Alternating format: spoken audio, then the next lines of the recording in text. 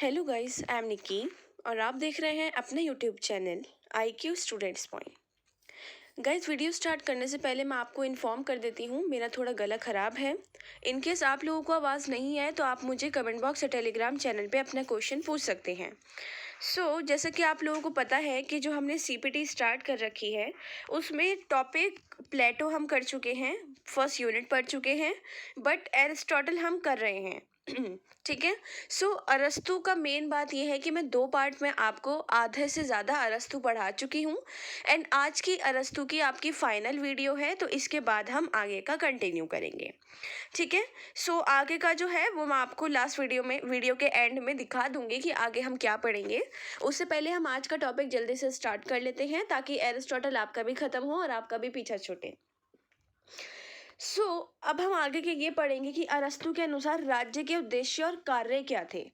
ठीक है, क्योंकि एरिस्टोटल, प्लेटो की भी आपने बहुत सारी थ्योरीज पढ़ी हैं और एरिस्टोटल की भी पढ़नी है, मैकियावेली की भी पढ़नी है, सबकी पढ़नी है, लेकिन मेन जो है ना ये इनके अब आगे चीज़ें आप पढ़ना स्टार्ट करेंगे। ठीक है। अरस्तु ने क्या बोला है, aims and function of the state according to Aristotle. ठीक है। अरस्तु बोलते हैं कि राज्य का अस्तित्व सज्जीवन के लिए है, मात्र जीवन के लिए नहीं है। उन्होंने बोला है राज्य की जो रियलिटी है वो पूरे जीवन के लिए है, कि कुछ पलों के लिए नहीं है, कि भाई तुम एलियन नहीं हो, ये नहीं कि तुम थोड़ी देर यहाँ रहोगे और जाकर ऊपर मार्स पे जाके बैठ जाओगे, ऐसा कुछ भी नहीं है। तुम्हें यहीं रहना पड़ेगा मरते दम तक। इसका उद्देश्य मात्र जीवन को बनाए रखना होता है, तो गुलाम और जंगली जानवर से भी राज्य बना लेते, लेकिन वो राज्य नहीं बना सकते क्योंकि ना तो जीवन में आनंद है और उनका कोई भी हिस्सा ना ही उसमें होगा, वो अपनी पसंद से जीवन जी ही नहीं सकेंगे। ठीक है। मेनली मतलब इसमें इन्होंने थोड़ी बहुत जो है दास प्रथा की स्टार्टिंग करनी शुरू कर दी, जैसे दास प्रथा की जो थ्योरी बोली है उसके बारे में स्टार्टिंग करनी इन्होंने यहाँ पर शुरू कर दी है। ठीक है। पूरे बात से उन्होंने ये बोला कि राज्य के काम और उद्देश्यों के लिए एरिस्टोटल का जो पर्सपेक्टिव है वो पॉजिटिव रहा है। कि दास प्रथा तो उन्होंने आगे बोली, मतलब दास प्रथा को लेकर भी वो इतना ज़्यादा वो नहीं करते थे कि कुछ ज़्यादा बुरा है या कुछ है, क्योंकि जब तक दास प्रथा इतनी बड़ी भी नहीं थी। ठीक है। उनका जो ये पर्सपेक्टिव था, लॉक और स्पेंसर नाम के फिलोसफर थे, उन जैसे व्यक्तियों के नकारात्मक पर्सपेक्टिव से बिल्कुल अलग था। वो इस चीज़ को बिल्कुल अलग मानते थे। वो कहते थे कि राज्य अगर बना है तो सभी के लिए है, किसी एक के लिए राज्य नहीं बना है।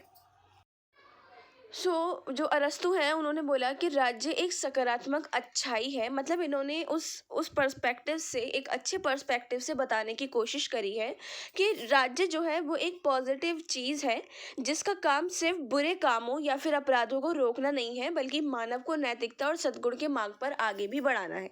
उन्होंने बोला कि जैसे कि प्लेटो ने जो दंड का आपको बताई थी पूरी थ्योरी की, ऐसे दंड देना चाहिए, ये करना चाहिए, वो करना चाहिए, उस चीज़ को आगे बढ़ाते हुए बोला कि सिर्फ दंड देना ही नहीं है, मानव को कैसे जीना है, कैसे आपस में रहना है मिल बांट कर, उस चीज़ पर भी बहुत ज़्यादा ये फोकस करते हैं। ठीक है। बाकी बात ये है, अब वो मैं आपको यहाँ बताती हूँ। अरस्तु राज्य को निम्नलिखित कार्य सौंपते हैं।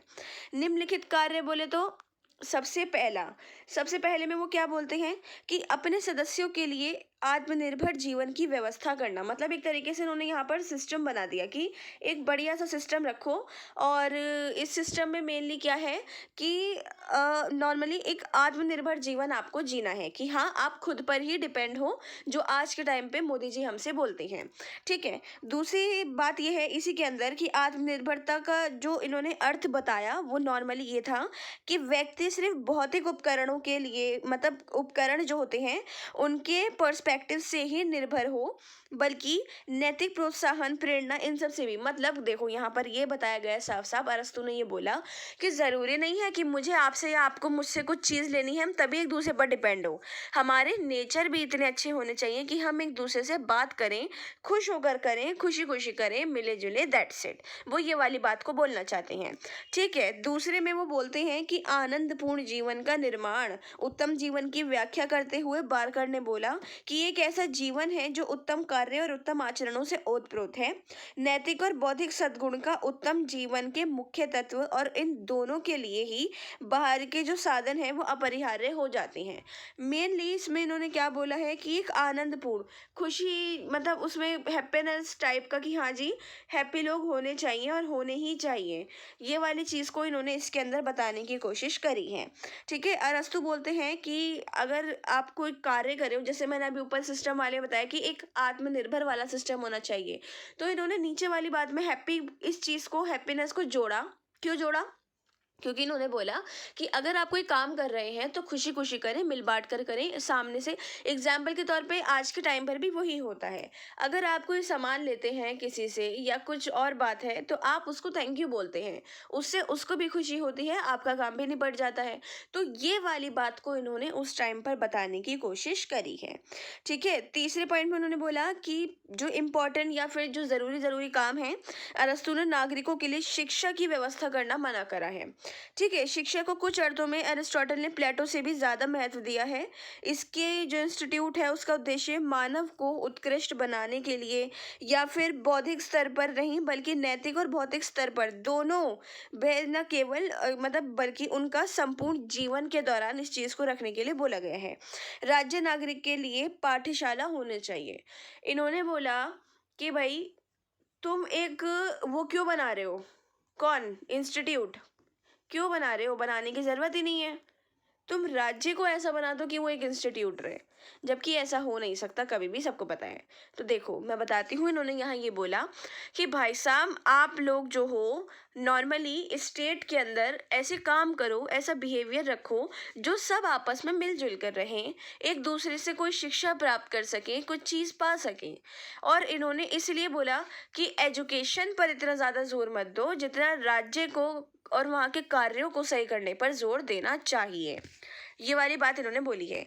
अब संविधानों का जो वर्गीकरण इन्होंने किया है भाई वो ये है कि, अच्छा स्टूडेंट सॉरी अगर मैं वीडियो में बार बार भाई भाई बोलती हूँ, देखो ये नॉर्मली एक आपसे फ्रेंडली नेचर होता है मेरा, कि मैं आप लोगों को ये एहसास नहीं दिलाऊं कि एक टीचर आपको पढ़ा रहा है बहुत एक बड़ा स्ट्रिक्टली रूप में। आप जब तक फ्रेंडली होकर नहीं पढ़ोगे तो आपको समझ में भी नहीं आएगा। ठीक है, वापस टॉपिक पर आते हैं। संविधानों के वर्गीकरण में संविधान का सबसे पहला वैज्ञानिक वर्गीकरण एरिस्टोटल ने अलग अलग तरीके से दिया। ठीक है, देखो सबसे पहला तो उन्होंने बोला था कि प्रभुत्व शक्ति का प्रयोग कितने व्यक्ति करते हैं। दूसरा ये बोला था कि शासन करने वाले व्यक्तियों का उद्देश्य सार्वजनिक हित या सर्वस्वास्थ्य सिद्धि होना चाहिए। एरिस्टोटल ने निम्न वर्गों में दिया और वो निम्न वर्ग मैंने यहाँ पर आपको दिखा दिए हैं। आप इस टेबल को अपने नोट्स के साथ बनाना चाहो तो बहुत अच्छी बात है, आंसर में लिख कर आना चाहो तो और भी अच्छी बात है, कोई दिक्कत नहीं है। ठीक है भाई, देखो ये वाली बात ये है कि अरस्तु जो है उन्होंने बोला कि संविधान का सर्वश्रेष्ठ रूप राजतंत्र है जो आज के टाइम पर इंडिया में है। इन्होंने बोला कॉन्स्टिट्यूशन का सर्वश्रेष्ठ रूप राजतंत्र है। आप याद करो मैंने फर्स्ट ईयर में CGDI में पढ़ाया था, नेहरू ने जब बोला था कि उसमें 1946 में जब उन्होंने अपना प्रस्ताव रखा था तो उन्होंने बोला था कि अगर आज हम कुछ हैं तो अपने राजतंत्र की वजह से हैं, जनता की वजह से हैं। वो बात एरिस्टोटल ने इतने टाइम पहले बोल दी थी कि संविधानों का सर्वश्रेष्ठ रूप राजतंत्र है, और जब राजा जनहित से मुंह मोड़कर अपने स्वार्थ की सिद्धि में खो जाता है तब राजतंत्र निरंकुश होकर बदल जाती है। जाहिर सी बात है, एग्जाम्पल आज का टाइम ले लो, मैं ये बताना नहीं चाहूँगी क्या है, लेकिन आप सभी न्यूज़ देखते हो, सब करते हो, बहुत सारे लोग गवर्नमेंट को सुनाते भी हैं, बहुत सारे लोग गवर्नमेंट को पसंद भी करते हैं। तो वो ये वाली चीज़ों को इन्होंने बोला कि अगर गवर्नमेंट स्वार्थी हो जाती है, अपना मतलब का सोचने लगती है, तो राजतंत्र भी जो लोग हैं, डेमोक्रेसी है, बाकी सारी चीज़ें हैं, वो ये सोचने लगते हैं कि भाई अब अपना देखो, बहुत हो गया बहुत हो गया, अब कुछ नहीं हो सकता, सिर्फ अपना देखो। ठीक है, उसके साथ साथ इन्होंने ये वाली बात भी बोली है कि कुछ समय बाद निरंकुश शासन से पीड़ित होने की वजह से कुछ व्यक्ति कुलीन तंत्र की स्थापना करते हैं और कुछ समय बाद लोग अपने स्वार्थ साधन से खो जाते हैं।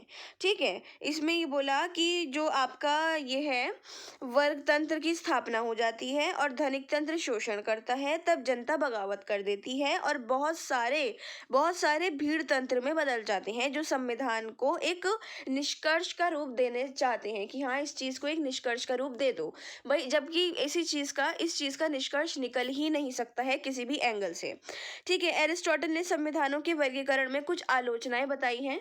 वो आलोचनाएं मैं आपको नॉर्मली वैसे ही बता देती हूँ, आप उनको डिस्क्राइब करके लिख लेना। नहीं भी लिखोगे तो कोई दिक्कत नहीं है, बट लिखोगे तो आंसर आपका बड़ा हो जाएगा कि कभी by chance question separate short note के बेस पर आ जाए कि एरिस्टोटल के संविधानों का वर्गीकरण करो, तो उस बेस पे। ठीक है, सबसे पहले उन्होंने बोला मौलिकता का अभाव है। दूसरा बोला कि अरस्तु राज्य और सरकार के में अंतर नहीं कर पाते हैं। संविधान राज्य और शासन शब्दों में स्पष्ट अंतर नहीं किया गया है। अरस्तु का संख्यावाचक वर्गीकरण अवैज्ञानिक है और प्रजातंत्र को वर्गीकरण में उचित स्थान नहीं मिला है और ये परिवर्तन चक्र बहुत भयानक है। उन्होंने बोला जो आलोचक हैं कि भाई ये जो भी चीज़ कर रहे हैं ना, इनके बस ये कुछ भी नहीं है। इन्होंने सिर्फ और सिर्फ कुछ चीज़ों, मतलब 158 देशों में घूमने के बाद संविधान बनाना बहुत बड़ी बात होती है, लेकिन उस टाइम के फिलोसफर्स के लिए वो बड़ी बात नहीं थी। उन्होंने बोला कि सिर्फ संविधानों का वर्गीकरण करना या फिर उनको ढूंढना ही बहुत बड़ी बात नहीं होती है, उनको ढंग से समझना बताना भी बहुत बड़ी बातों में गिना जाता है।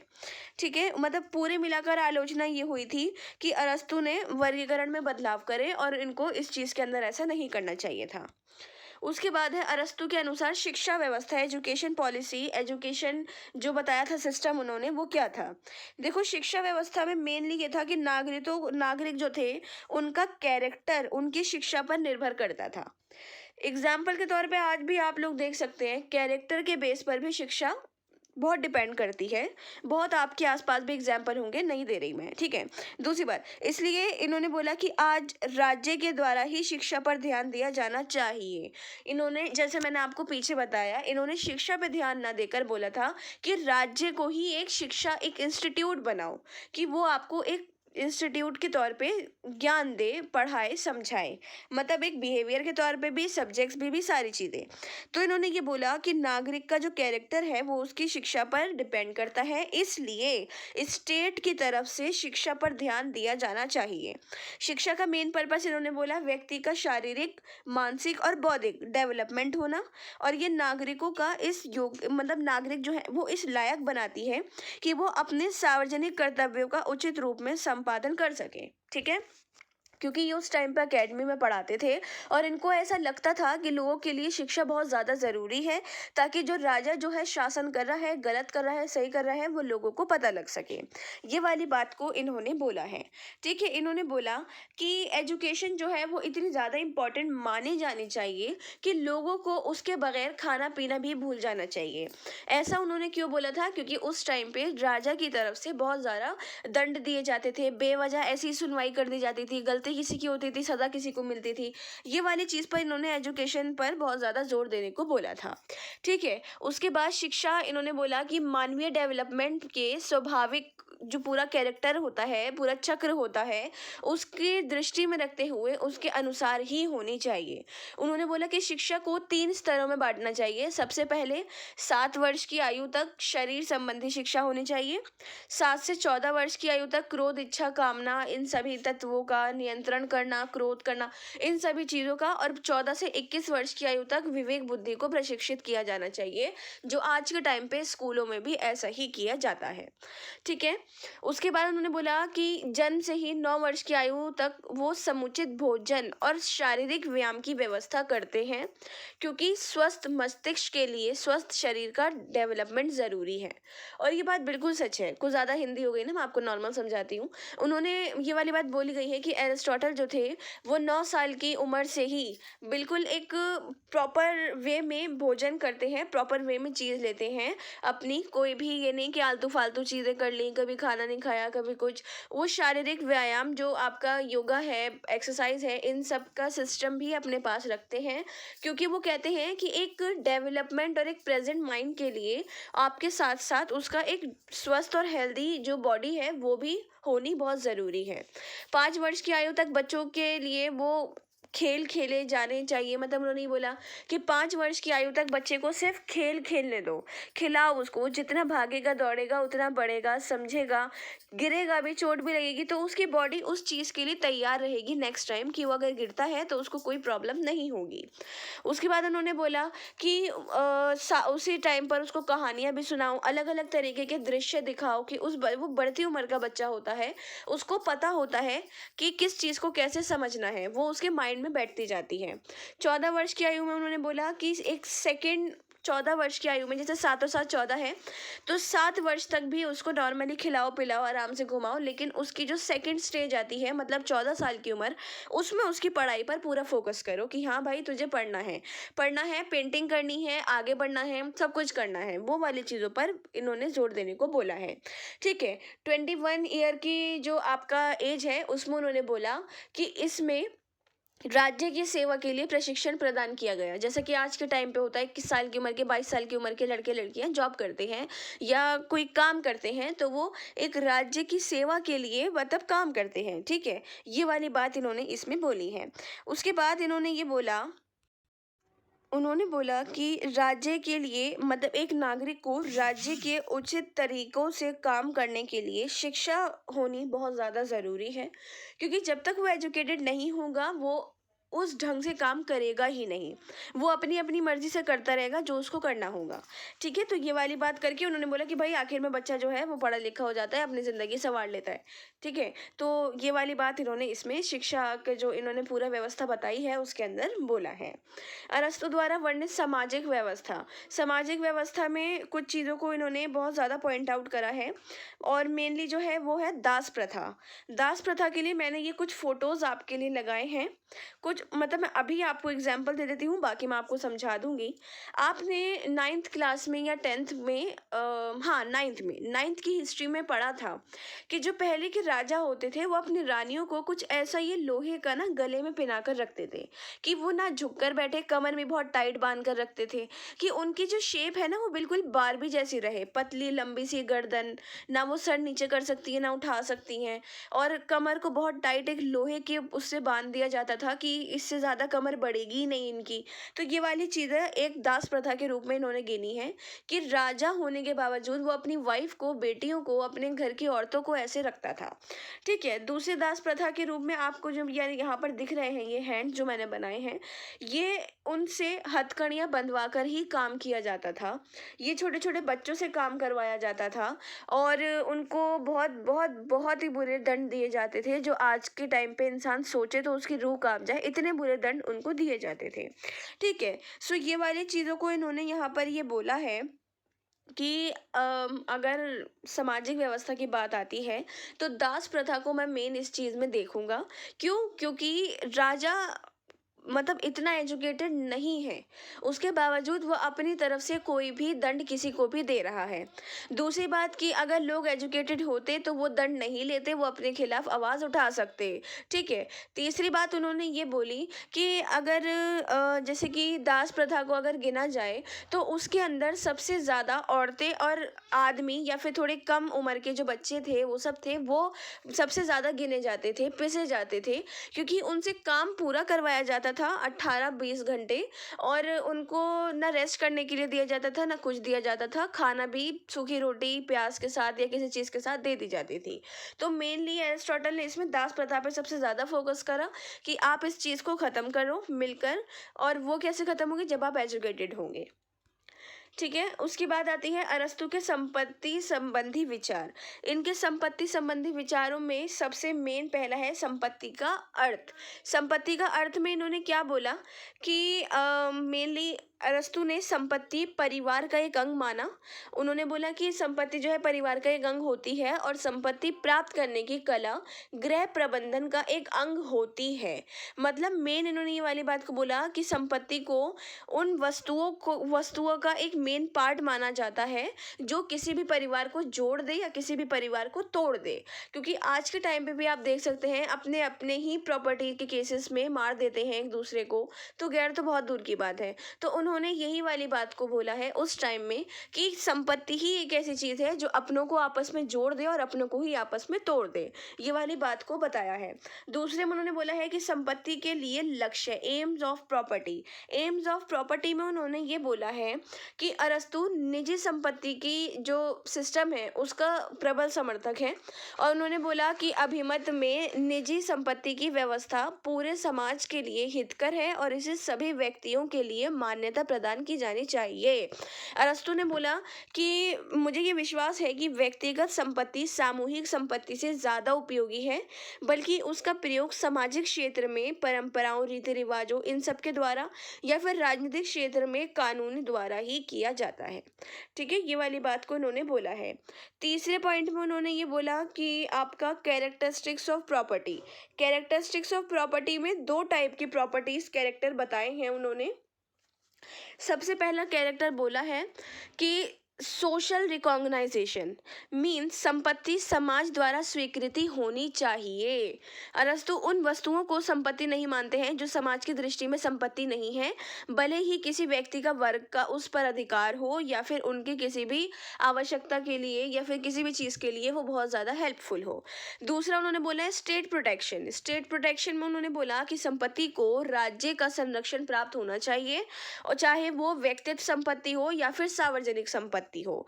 मतलब ये जो उन्होंने बताया है ये आज के टाइम पे कहीं भी नहीं है ऐसी चीज़ें। ठीक है, चौथी जो है आपका है स्टेट प्रोटेक्शन। सॉरी, मैंने ये जो दो कैरेक्टरिस्टिक्स थी मैंने एक यहाँ गलती से लिख दी है। चौथी की जगह पर आप लोग लिखिएगा जैसे दो कैरेक्टर्स थे सोशल रिकॉग्नाइजेशन और स्टेट प्रोटेक्शन, चौथी की जगह आप लिखिएगा limits of property. Limits of property में एरिस्टोटल ने बोला कि निजी संपत्ति को स्वीकार करते हैं और वह संपत्ति को एक साधन मानते हैं और उनके अनुसार संपत्ति की कुछ सीमाएं भी हैं। लोग बोलते हैं कि परिवार में उतनी ही संपत्ति होनी चाहिए जितनी उनके लिए यूज में आए, ना एक्स्ट्रा रखो ना अपने से कम, जितना तुम्हें चाहिए तुम उतना रखो। आवश्यकता से ज़्यादा संपत्ति होना भी बुरा है और कम होना भी बहुत बुरा है। तो अरस्तु ने बोला कि संपत्ति की सीमा को मतलब नॉर्मली कि अपना कार्य करने के लिए हथौड़ा भारी होना चाहिए, पर इसका अभिप्राय ये नहीं है कि लुहार उसे अधिक से अधिक भारी बना दे। जो कार्य हथौड़े द्वारा किए जाने हैं वो कार्य उसके भार को सीमित कर देते हैं और अच्छा लोहार इस सीमा को ध्यान में रखता है। ये वाली बात को उन्होंने बताया है। और आपका जो लास्ट इन्होंने बोला है वो ये है कि वितरण सहायता संपत्ति का स्वामित्व। ठीक है, the distribution and ownership of property. इस वाली बात में इन्होंने क्या बोलना चाहा है कि एरिस्टोटल बोल रहे हैं कि संपत्ति के वितरण का भी सुंदर विवेचन किया है। अरस्तु धन के दूषित वितरण जो हैं और आर्थिक विषमताएं हैं उनको रोकने के लिए तीन विकल्प देते हैं। तीन विकल्प वो ये हैं कि भाई सबसे पहला भू संपत्ति व्यक्तित्व हो लेकिन इसका उपयोग सामूहिक हो, सब लोग इसका समान रूप से उपयोग करें। दूसरा बोला कि संपत्ति सामूहिक हो पर इसका उपयोग व्यक्तित्व हो। और तीसरा बोला कि संपत्ति सामूहिक हो और इसका उपयोग भी सामूहिक हो। ये वाली बात इन्होंने, जैसे नॉर्मली पार्क वार्क टाइप होते हैं ना, गवर्नमेंट की जगह की कोई भी यूज़ कर सकता है, जैसे आर्टिकल 15 में बोली गई है आपके, तो वो वाली बात इन्होंने बस यहाँ पर बताने की कोशिश करी है। अब आपका आता है परिवार संबंधी विचार। ये है आपका एरिस्टोटल का लास्ट टॉपिक और ये आपका एरिस्टोटल फिर खत्म हो जाएगा। ठीक है, परिवार संबंधी विचार वो क्या बोलते हैं? वो बोलते हैं कि प्लेटो निजी परिवार को एक मूल रूप से मानते हुए कहते हैं कि इसका उच्छेद करके दार्शनिक शासकों का स्त्रियों पर ऐसा सामूहिक तत्व स्थापित करना चाहते हूँ मैं, जैसे जिसमें बच्चे राज्य द्वारा पाले जाएं और अवस्थानुसार एक आयु के सभी पुरुष और स्त्रियां उनके माता पिता भाई बहन समझे जाएं। आज के टाइम पे कोई भी माता पिता नहीं चाहेगा कि मैं अपने बच्चे को एक समाज के हवाले करूं, क्योंकि आज का समाज ही बहुत बुरा हो चुका है। वो वाली बात एरिस्टोटल ने बोला, जैसे कि सबसे पहले बोल दिया कि भाई राज्य को एक इस लायक बनाओ कि एजुकेशन के लिए क्लासेस नहीं बनानी पड़े, एजुकेशन इंसान को राज्य से ही मिल जाए। तो उस वाली बेस पर तो बोला जा सकता है कि ठीक है, अगर अरस्तु बोल रहे हैं तो बिल्कुल ठीक बोल रहे हैं। दूसरा इन्होंने ये बोला कि अरस्तु निम्न तर्कों के आधार पर इसकी आलोचना करते हैं। अरस्तु बोलते हैं कि प्लेटो परिवार के अस्तित्व के शव पर राज्य में निरपेक्ष एकता स्थापित करना चाहते हैं, जबकि किसी भी राज्य में व्यवहारिक आदर्श विभिन्नता में एकता हो ही नहीं सकती। That is true student. ये आज के भी टाइम पर आप देखते हैं अपनों अपनों में इतनी एकता नहीं होती है। कब बोल देते हैं जैसे अपने इतने नहीं होते, गैर होते होते हैं लेकिन गैर भी नहीं होते, गैर उनसे भी ज़्यादा खतरनाक होते हैं। ठीक है, व्यक्तित्व परिवार को कुचल कर एकता की स्थापना उचित नहीं की जा सकती। इससे राज्य के अस्तित्व को खतरा पहुंचेगा, क्योंकि राज्य सब संस्थाओं की एक संस्था है और संस्था के रूप में राज्य की इकाई परिवार है। ये वाली बात ठीक है, चलो उन्होंने जो प्लेटो का यहाँ पर किया वो मुझे सही लगा, हो सकता है आप लोगों को ठीक ना लगे।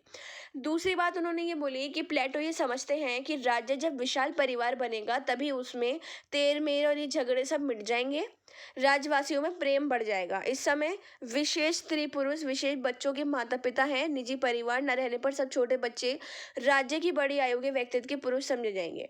देखो इन्होंने जब प्लेटो ने ये वाली बात बोली थी ना, तो ऐसे तो बहुत आलोचक थे जिन्होंने बोला कि ऐसा हो ही नहीं सकता। आपको अगर लग रहा है कि ये तेर मेर खत्म हो जाएगा, आपको आपस में प्यार बांटने को मिलेगा, ऐसा कुछ भी नहीं हो सकता, कभी भी नहीं हो सकता। ठीक है, उसके बाद ये बोला इन्होंने कि अरस्तु ये भी मानते हैं कि प्लेटो की ये जो पूरी प्लानिंग थी, योजना थी, वो बहुत तरीकों से एक अपराध की तरफ भी ले जा रही थी। और अपराध की तरफ कैसे ले जा रही थी कि अगर कोई बच्चा राज्य में पलता है, उस राज्य में कोई क्रिमिनल रहता है, कोई किसी ने मर्डर किया है, कुछ किया है, तो वो बच्चा उस राज्य में रहकर वही चीज़ सीखेगा जो उस जगह पर हो रही है। बाकी बात उन्होंने ये बोली कि अरस्तु प्लेटो ने इस योजना को इसलिए अपनाया था कि इससे शासक वर्ग में स्थापना होगी, और अरस्तु ये मानते थे कि जो असंगत पानी में खींची गई रेखा के सदृश क्षणिक होगी। मतलब ये वाली बात बोली गई, उन्होंने बोला कि वो ये मानते थे कि अगर मैं आप लोगों को, या मेरा कोई बच्चा है या आपका कोई बहन भाई है, उसको मैं राज्य के अंदर छोड़ देती हूँ, तो वो एक बहुत अच्छी एक प्रेम भावना, शरीफ आड़ी मांग निकाल कर, एक चपटे बाल बनाकर, कलर कॉलर बन करके, टाई हलक तक बांध कर, ऐसे वो एक आदर्श सा बच्चा निकलेगा।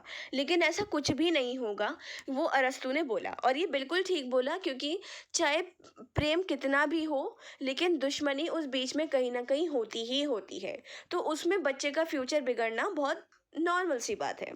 ठीक है स्टूडेंट, सो आप लोगों की जो यूनिट फर्स्ट है वो कंप्लीट है, यूनिट टू भी कंप्लीट हो गई, कॉन्ग्रेचुलेशंस। अब थर्ड यूनिट हम स्टार्ट करेंगे। थर्ड यूनिट में सिर्फ मैकियावली है। मैकियावली को मैं कोशिश करूंगी कि 2 पार्ट्स में डिवाइड करके ही आप लोगों को पढ़ा दूँ। ठीक है, इससे कोई मसला नहीं है, अगर 3 पार्ट्स में भी होगा तो आप लोग पढ़ ही लोगे, कोई दिक्कत नहीं है। बाकी आप इसके नोट्स कंप्लीट कर लो। इनकेस आज की क्लास में कोई डाउट हो, क्वेश्चन हो या सजेशंस हो, तो आप मुझसे कमेंट बॉक्स या टेलीग्राम चैनल पे पूछ सकते हैं। So thanks for the watching and best of luck all.